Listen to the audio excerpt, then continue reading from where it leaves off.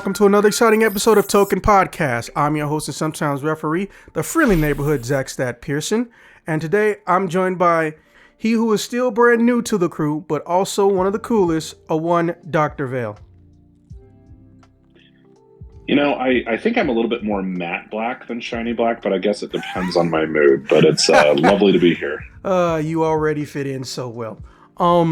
All right, so for those who are uninitiated or don't remember, as previously has been mentioned, the opinions expressed by a one Dr. Vale do not represent any organizations or entities that he works or affiliates with and are his sole expressions and opinions. Furthermore, because of his said profession, he's one of the primary people that we wanted to talk today, because we're going to be trying to dive into the mild-mannered mind of the child psyche with some of our questions. First, are there any old school horror games that you feel deserve a remake or sequel? Second question, in your professional opinion, which do you feel is more stressful to a child potentially, playing a horror video game or watching a horror movie? Elaborate on your answer. Number 3, almost every form of genre in the movie and cinematography world has a video game equivalent. However, I'm not sure there is one for thrillers in particular. Are there any games that make you feel like you're playing and watching a thriller, or is it not properly adaptable into gaming format in your opinion?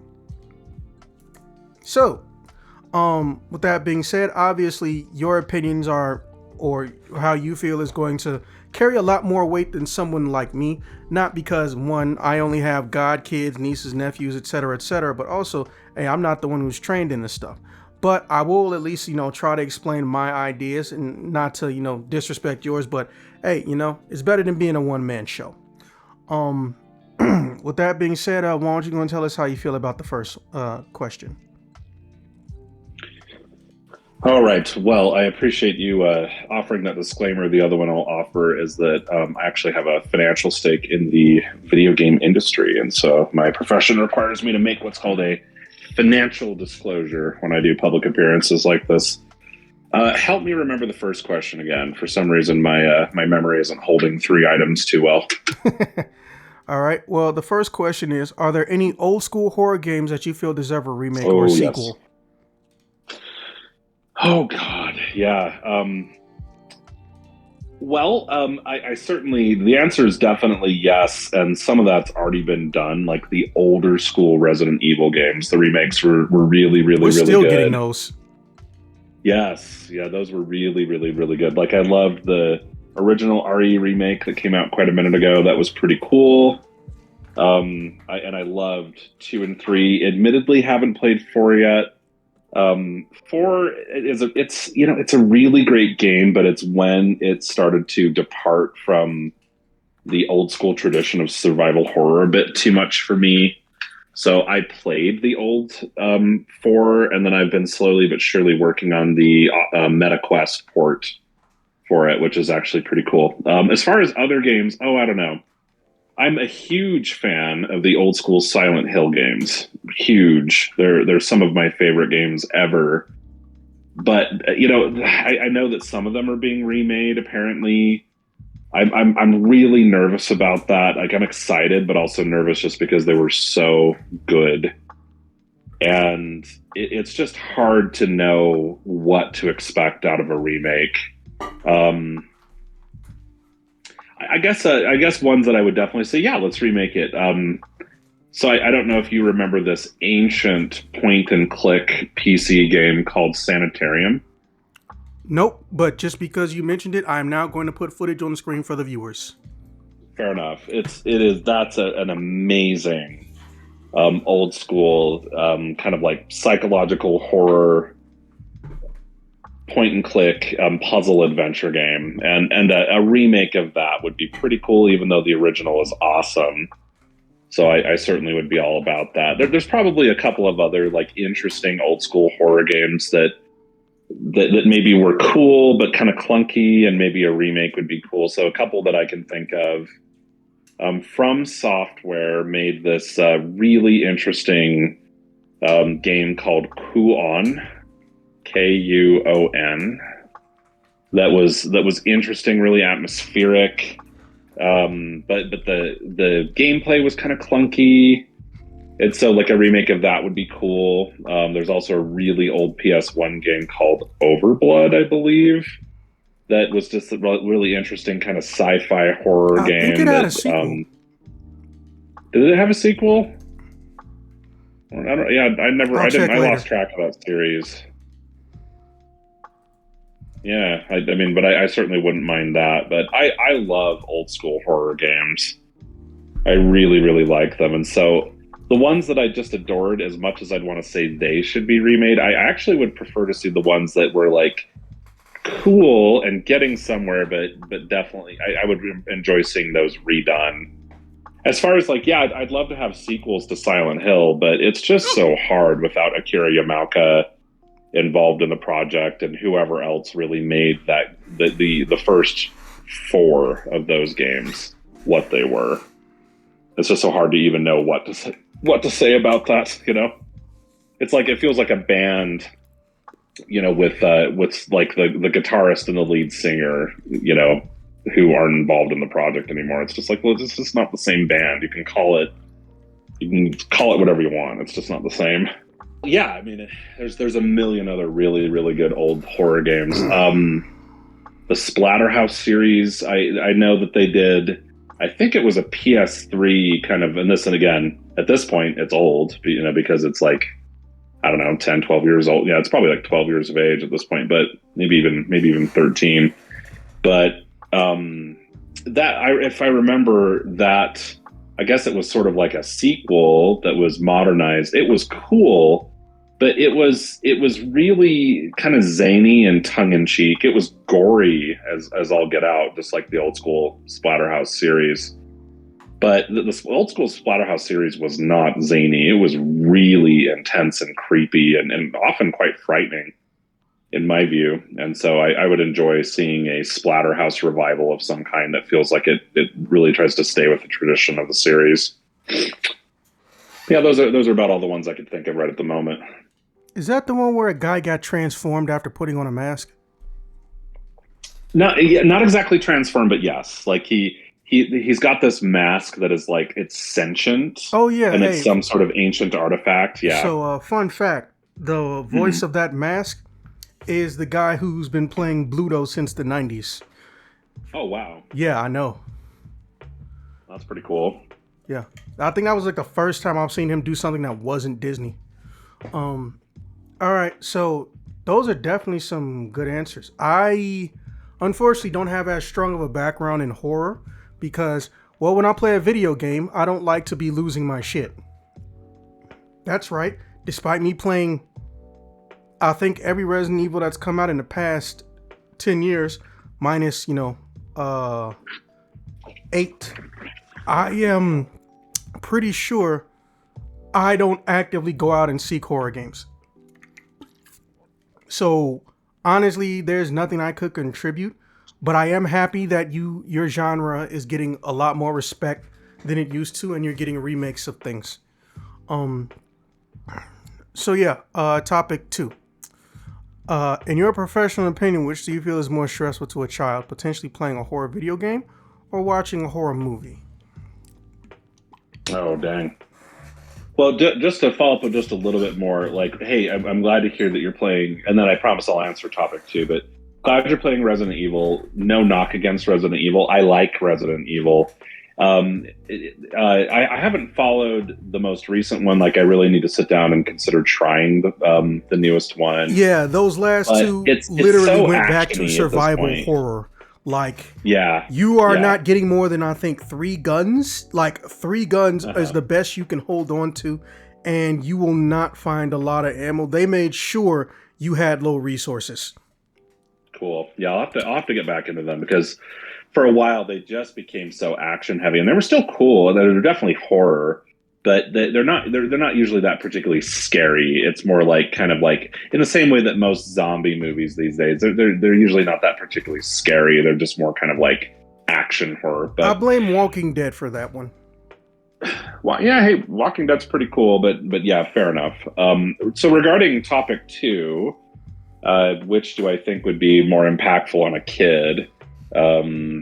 watching a horror movie or playing a horror video game. So there's not really literature that I'm acquainted with, that I can immediately drum up, and so I'm just kind of like speculating. It's, you know, horror is just such a subjective topic. So at the extremes, like if you've got something that is just, really horrifying to most people, really disturbing, really gory, like that's certainly not something that I think in general kids should be watching or playing.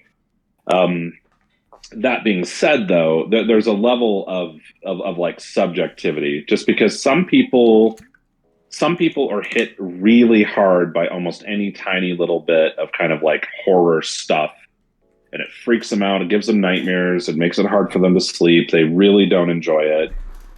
Some people can handle some and they like some, but then don't like to go too far. And other people just eat it up. They just love it. They love to decorate their house in a bunch of horror stuff. They're like Halloweeny people.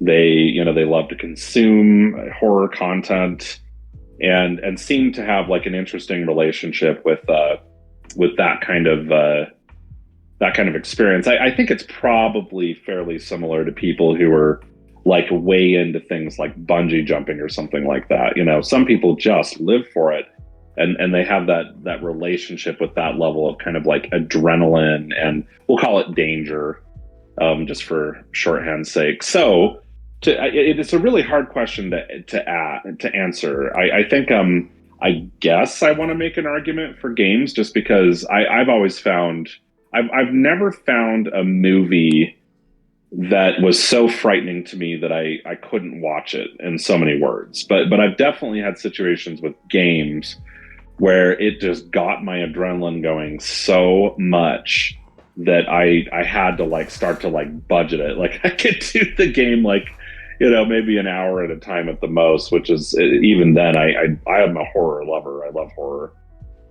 In particular, actually playing on the Meta Quest 2, there's some pretty good horror games there that it's just such a different experience when you're on that virtual reality headset for me. So I think that, if you're asking me what advice would I give a parent, I would say, well, definitely be sensible about the extreme stuff, but also be okay with paying attention to your kid's subjective reactions. So if your kid isn't really experiencing a lot of anxiety about it, and having a bunch of nightmares about it, they're not really losing sleep about it. If they're really interested in horror stuff, just be sensible about it. And beyond that, there's just so much nuance that it's hard to know what to say, because if we're talking about a 5-year-old, that's radically different than talking about a 10-year-old, which is radically different than talking about a 13, 14-year-old. So I don't know if that's helpful or not helpful, but there's just a lot. So I would say it's just more, there's just so much subjectivity, but there's not something specifically that I'm aware of. And maybe if someone in the audience knows about some literature that I haven't seen, or some scholarship that I haven't seen that shows that movies are worse or that video games are worse or something like that. The other thing that I will say, if it's okay for me to go on about this topic, is go ahead. I think it's also, there's also a bit of a tendency for folks out there to assume that horror stuff is just sort of inherently bad for kids in a way. And I agree that it certainly merits more care and awareness than I don't know, Bluey, which is no knock against Bluey. Bluey's awesome. But at the same time, though, I don't necessarily know that there's anything that says it's just sort of inherently bad. Like I'll have like families that I've worked with, or family friends or something, whose kid comes up to me and be like, "Do you like Five Nights at Freddy?" Freddy's, and the parent looks at me like, "Oh my God, you're judging me." And I'm like, "It's Five Nights at Freddy. I mean, it's scary." Like, speaking of, like, I can barely handle that game just because the sheer intensity of the jump scares just gets me going too. And I'm also bad at those kind of like, at least the older school stuff that was just kind of resource management ish.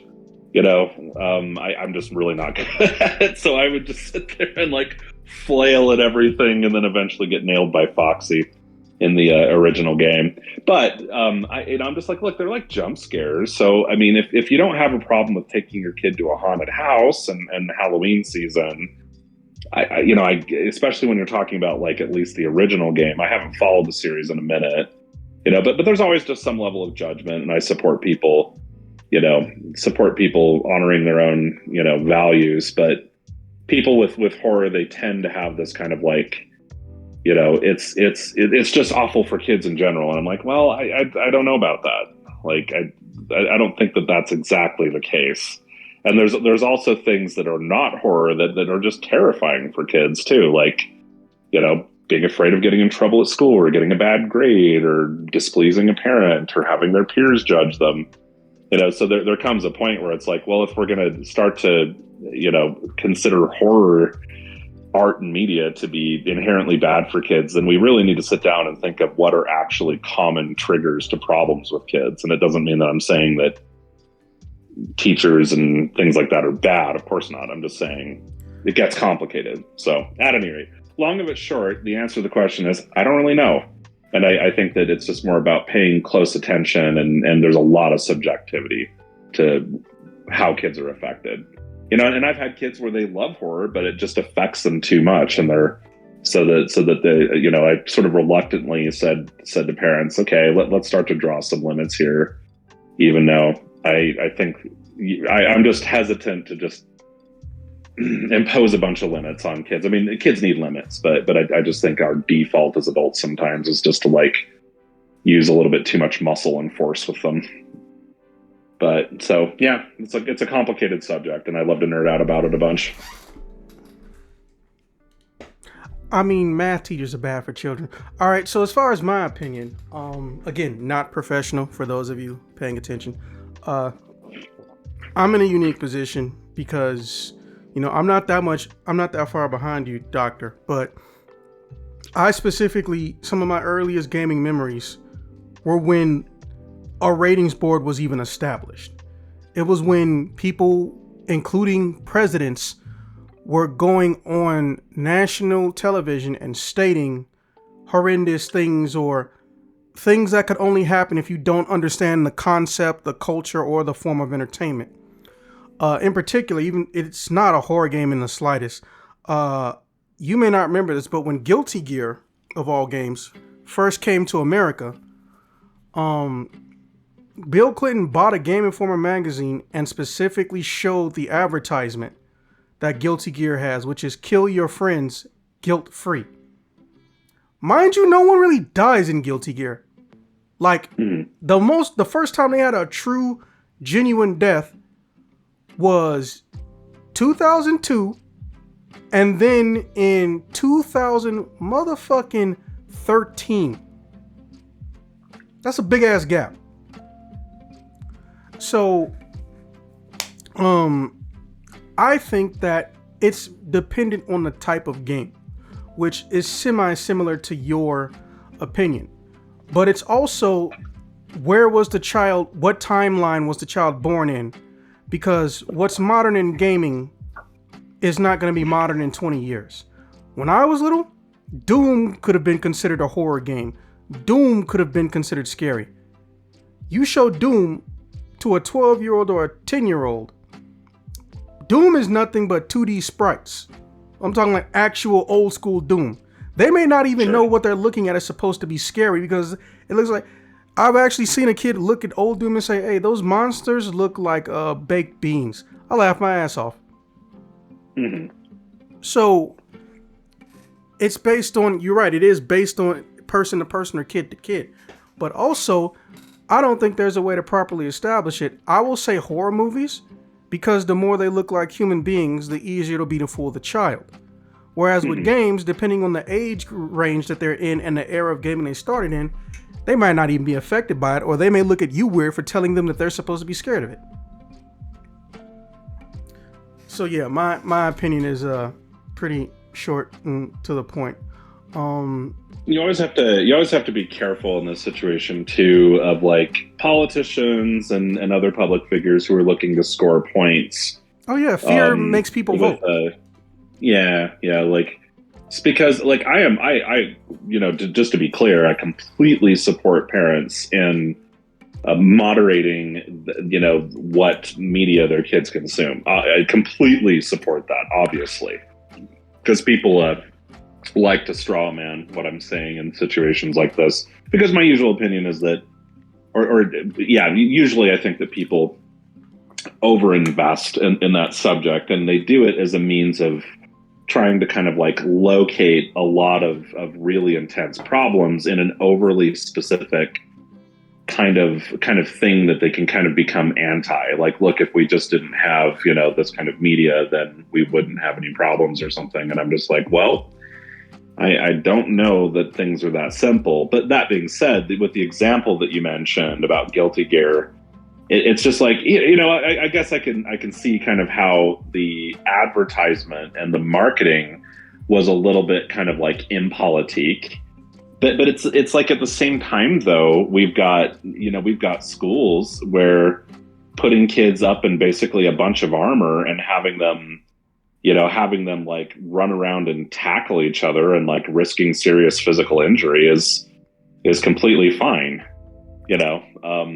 apparently. Yeah, doctors and physicians have been complaining about football and boxing since time immemorial. Yeah, I mean to say nothing of just the simple risk of physical injury, but just like it basically being culturally sanctioned violence. Now again, I am not against sports. Like I've trained in martial arts and things like that off and on nearly my entire life. I'm not against that, but you always have to, in situations like this, ask yourself at what cost in comparison to what, and who stands to gain, or what kind of image are people trying to portray. And in many cases, people with really great intentions don't realize that what they're doing is really optical because they're having a hard time really being objective about those kinds of things, because I mean, like, I don't know Guilty Gear specifically. I believe it's like it's a fighting game like Street Fighter. Yeah. Yep. Okay. Yeah. I mean, and again, I would encourage parents to just moderate that, but there's always a lot of really interesting things. Like I'll talk with parents who are just like really concerned about like violence in video games, and I'll say, hey, do you folks like the Lord of the Rings series? And they're like, oh, we love it. We watch it every year with our kids. And I'm like, cool. And I'm not against that.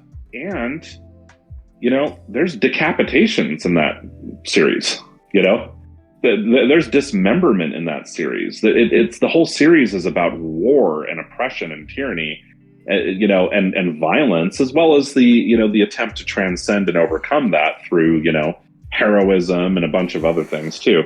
So the subject it's complicated, and you always have to be really careful that, that you're not doing something that's basically the equivalent of throwing salt over your shoulder in order to ward something off, where it just feels like a kind of like an obligatory meme or something that you're doing. You always want to think things through, especially with something like video games, because video games are huge. They're a really ingrained part of culture, and if you clamp down on your kid about them a bunch, it just can cause a lot of interesting tension, and a lot of it might just end up being really unnecessary. And it's more about us as adults kind of like needing to address our own fears and things like that, which, by the way, is an understandable place to be. It's not an indictment or exactly a criticism. But yeah, it's a complicated subject, to say the least. So yeah, I guess with that said, we can move into topic 3. As mentioned, thrillers are a unique situation. As far as what defines a thriller, we're going to play the Let's Ask British Google game. If memory serves, you've never actually experienced this, but I have never actually experienced British Google, but Okay, so I found out not too long ago. Tea, yeah, that maybe I can sort of get it. That's funny. Although what I understand is that coffee consumption at some point has become more popular in England and Britain by and large. But I'm an American who loves tea, so there we go. Okay, so I found out a couple years ago that Google has a voice train option. It's not just press button and talk and it'll try to answer your question. It actually has a voice train option. I actually used it, but when I looked in the menu, I found out there was an ability to toggle what voice you get. They had 6 voices, and it was 8 voices, 4 male, 4 female, and I was choosing between Australian female or British female, and I landed on British female. So now when I want to ask a question, when I want to ask a question that everyone's curious about, what I will do is I will consult British Google, and we will actually listen to what it says in the accent. I don't know why we like it so much, but we just been doing it for like 3 years at this point. Well, there we go. All right, let's get started. Hey Google, define thriller. Here's the definition of thriller: a novel, play, or film with an exciting plot, typically involving crime or espionage. That is not the definition I was expecting. No. And with all due respect, that does not sound like a particularly English or British accent. That sounds rather American to me. Well, I'll go in. Are we sure that's British, Google? Hey Google, change your voice. Here's an example of one of my other voices. Would you like me to use this one? Do a different voice. Here's an example of one of my other voices. Would you like me to use... Oh, this guy's just stubborn. Yeah, he's like, actually, you're just going to choose me. Yeah. That's a good way to phrase it. I'm just going to choose me. Let me see here. Yeah. Google voice change menu. Opening assistant.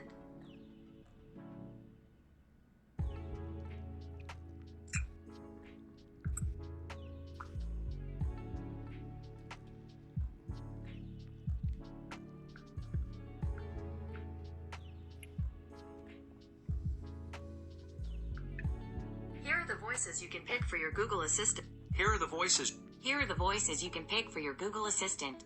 That's, if you like this voice, they have a country girl. Oh my God. Here are the voices you can pick for your Google Assistant. Here are the voices you can pick for your Google Assistant. Nope, it says if you like this voice British. and want me to keep using it, just stop Okay, here. well, that last one that was speaking sounded British to me, but maybe I just wasn't hearing it clear enough initially. Here are the voices. Okay.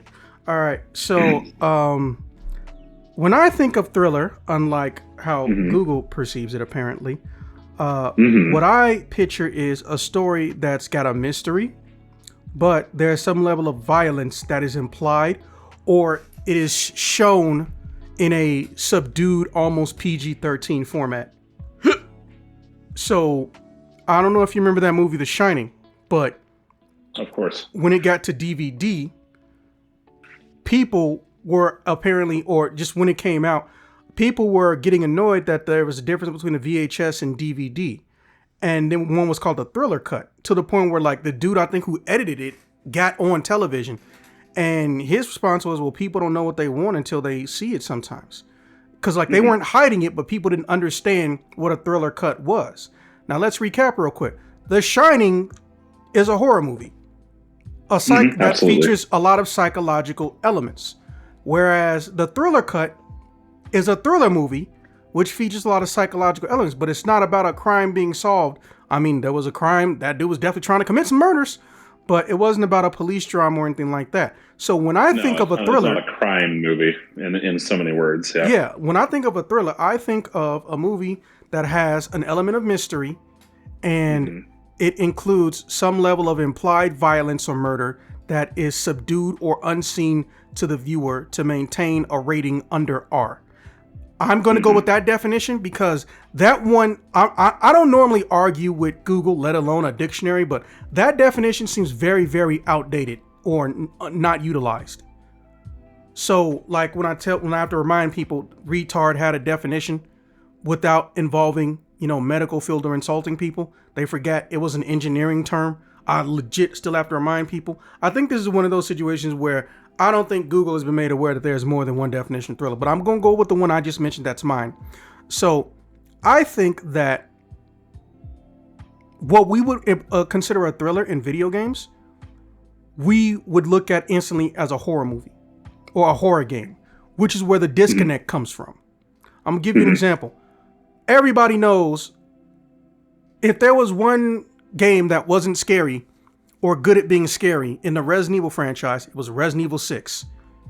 From the time you booted it up and it makes you go through the fucking tutorial, that shit was not scary. But I would agree. in particular, when you're getting chased by the Ustanak or whatever that thing is you can't kill in Jake and Sherry's story, when you first get introduced to it, it picks somebody up and like lames, they show you the shadow of some guy being murdered by him and then thrown away. You're a horror game and you did the most thriller thing I've ever seen. I say Resident Evil 6 is a thriller.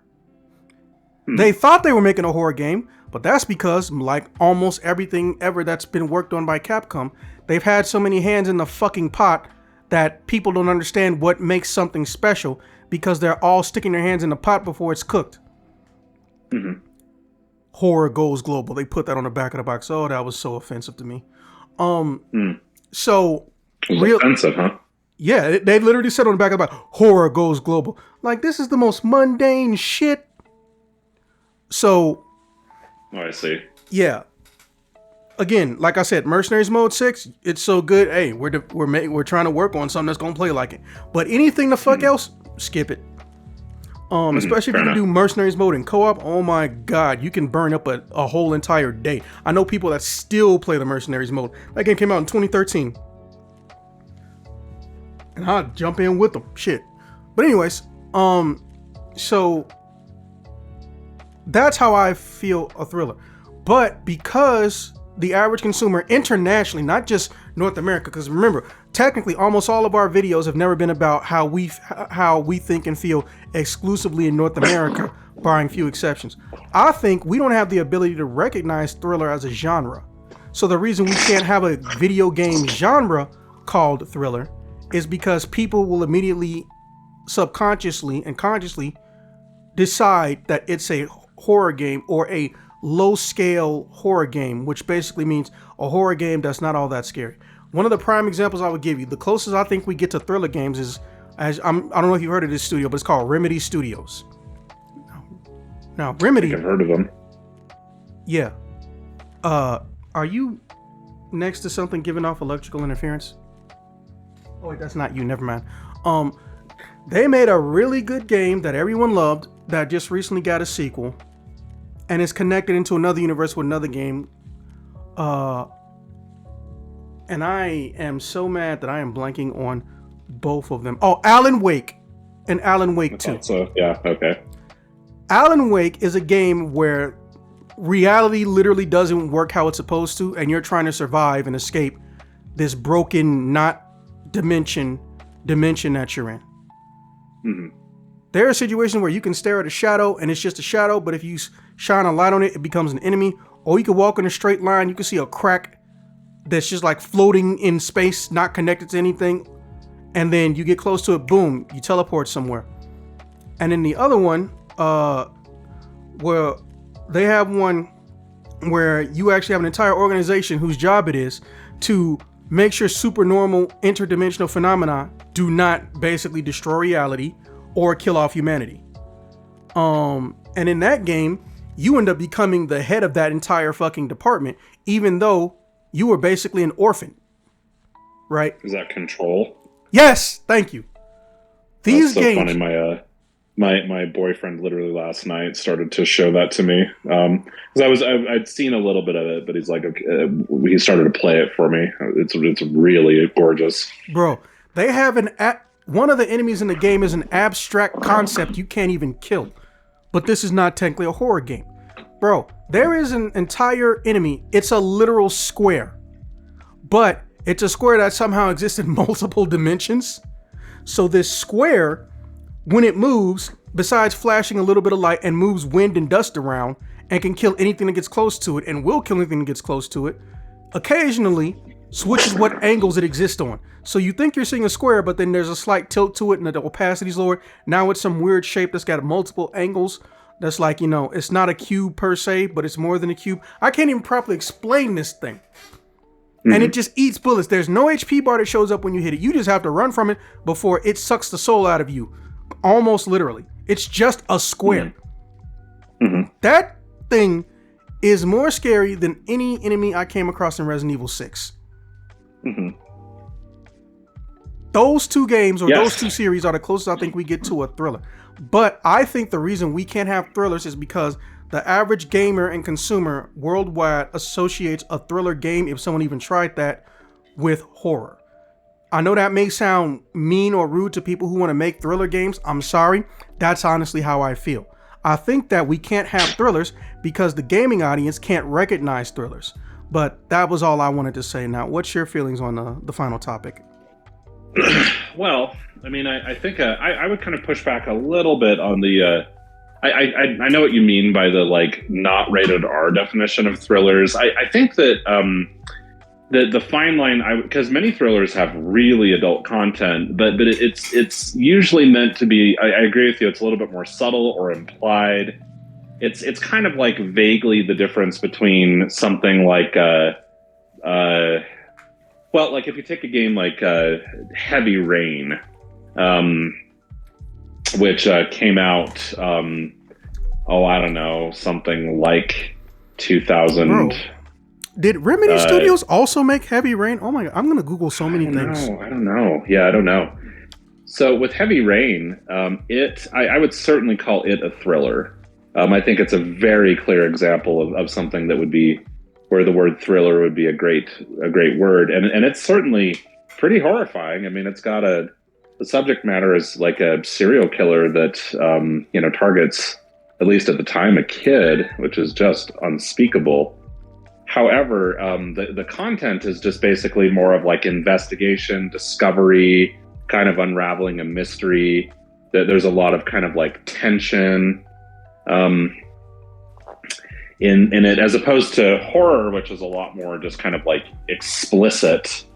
It's a much more explicit experience. So that being said, yeah, I mean, I think that's a good example of a thriller game.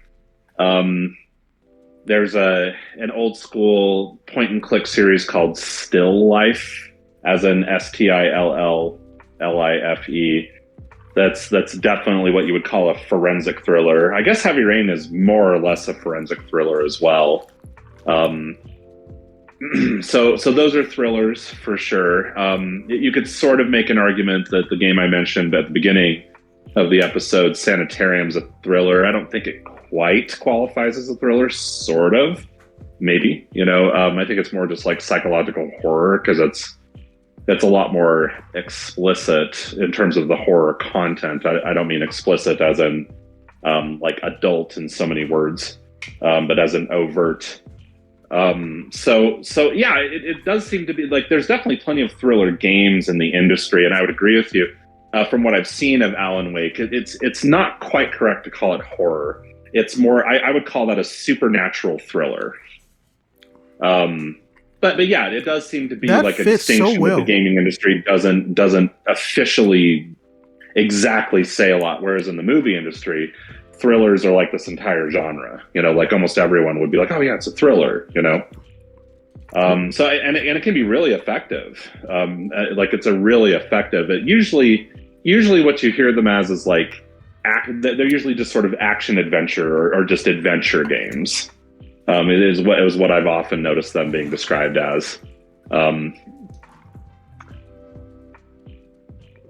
But yeah, there's some very good ones around. You definitely shifted my paradigm a little bit, because the minute you said it, it felt like you put a missing block or piece to a puzzle in its proper proper slot. When you said, well, I'm glad to be of service. It's a psychological or supernatural thriller. I was like, that's exactly what Control is. Oh yeah. Control is definitely a supernatural thriller from a good hour of gameplay that I watch, because it's definitely it's a little creepy, it's unsettling, it's got supernatural concepts in it. It trips you out, but it's not exactly horror either. I would definitely agree with you. It's sort of like the difference in being in a haunted house where you're just kind of like lost in the kind of like labyrinth part of the haunted house that they like to do. It's not that could never be horror, but it's just that section there. It's a little bit more like the thriller part. Whereas when when you've got like whatever werewolves jumping out at you, roaring at you, and chasing you around and stuff, that's a lot more obviously horror. I think. Damn, that is so accurate. Well, I do talk good on the words, apparently. But I talk good on the words. Okay. Yep. Side note. Yes. Boyfriend, does he have the PS4 or PS5 version of Control? It's on PC. Oh, I'm about to say, because if he had it on PS4, he might get fucked. I'm so mad. I really want to finish that game. Like a bug? No, worse. Far fucking worse. Far worse. Yeah. So when you buy some of the late era PS4 games, they have a PS5, patch or update they can do if you own the PS5 version, or they can give you a discount code to get them a lot easier, right? Mm-hmm. So they did that for Control, but guess what? Mm-hmm. The way the game is coded, your fucking save file can't transfer, and they purposely didn't tell anybody.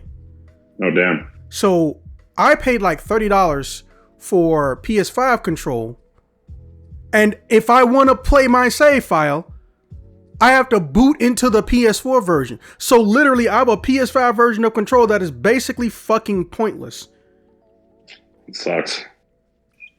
And there's no fucking reason why they can't go back and fix this shit. But I digress. Okay, well, with that being said, that was pretty much all of the questions. Dr. Vale, I look forward to trying to have you on this channel as much as possible. It's always been a joy. And for those of you wondering why this episode took so long, I'm gonna just remind you real quick. Token Cast or Token Podcast is not a one show podcast. We do multiple things, some of which can't always be on a podcasting service such as, but not limited to, iTunes, Amazon, and Spotify, which is where you can find us most of the time. Sometimes there's a visual element, or it's just someone's thoughts and images on the screen and a legitimate video essay and whatnot. So I'm gonna remind everyone, even though you don't touch them down in the comment section or description, don't forget to go and look at the YouTube channel. There will always be more on there because, well, we can add the element of video, and sometimes we actually do important shit with the video. In fact, I'm pretty sure you've now helped me generate the idea for a 2-cent IO video, which is our think piece content, and they're always 20 minutes or less. I might get you in one of those, or if you got some ideas you want to toss out that can be 20 minutes or less, let me know. Yes, sir. And as I stated, all those games you mentioned that I know I've never heard of, send them in my DMs so I can put footage up on them on YouTube. And with that being said, I will see you guys in the next one. Peace.